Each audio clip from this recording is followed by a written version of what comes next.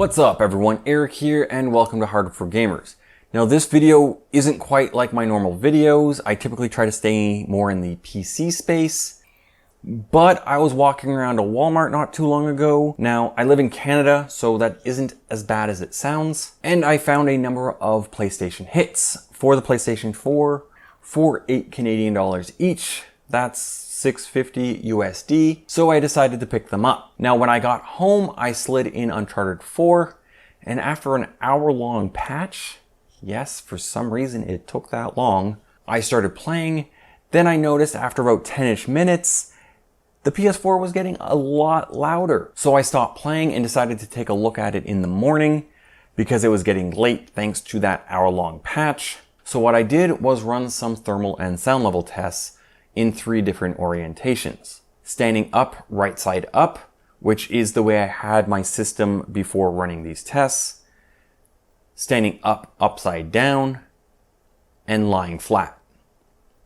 Now the testing I did was very simple, and that's because I can't control the fan speed, so I didn't try opening up the PlayStation 4 and placing thermal probes all over it, because I can't control the fan speed, so doing that level of testing just didn't seem to make any sense. All I did was set one thermal probe at the rear exhaust of the system. Now I know this isn't the most accurate thing to do, but to get some sort of comparable before and after temperatures, this seemed to be the best and easiest thing to do. For the sound level test, I had the sound level meter 20 inches away from the edge of the system. So I did move the sound meter for when the PlayStation 4 was lying flat. Now for the testing, I let the system heat soak for 45 minutes in a slow controlled spin by rigging the controller with an elastic. Then for each orientation, I let the system sit for 5 minutes to let the temperature and fan readjust while running the same controlled spin. At the end of the 5 minutes, I took the temperature reading from my digital thermometer and the dBA level from my sound meter. Now I went through each orientation twice to confirm the numbers. Now with the system right side up, the temperature was 56°, and the dBA was 42. With the system upside down, the exhaust temperature was 58 Celsius, with the dBA at 36.3. And with the system lying flat, the temperature was 57.5, with a dBA of 39.7.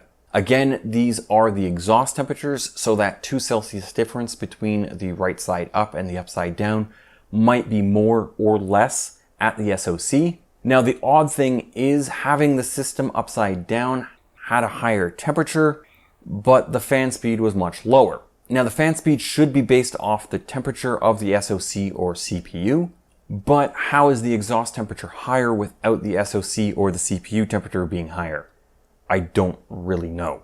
Now my OCD didn't sit well with this, so rather than taking the risk and just flipping the system upside down, or tearing the whole system apart to understand why this was happening, I decided to just take the bottom cover off and drill a whole lot of holes in it. Now where I drilled the holes was directly over the fan, so the theory was to allow the fan more fresh air, but did drilling all these holes help?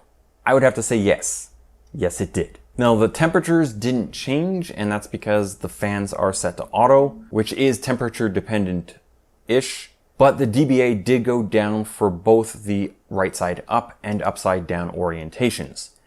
Now the right side up did see a much bigger drop, but both did have a lower dBA. Now doing this didn't change anything for when the system was lying flat, which isn't surprising since the holes would be on the bottom and would be covered. Now is doing something like this worth it?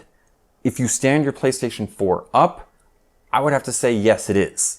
Having a 4.5 decibel difference is a pretty big deal, and to the point that this only took me 10 to 15 minutes to do, it's not like it's a huge time sink either. Now if you do follow what I've done here, there really shouldn't be any drastic changes to the airflow, so there shouldn't be any strange temperature things happening within the system.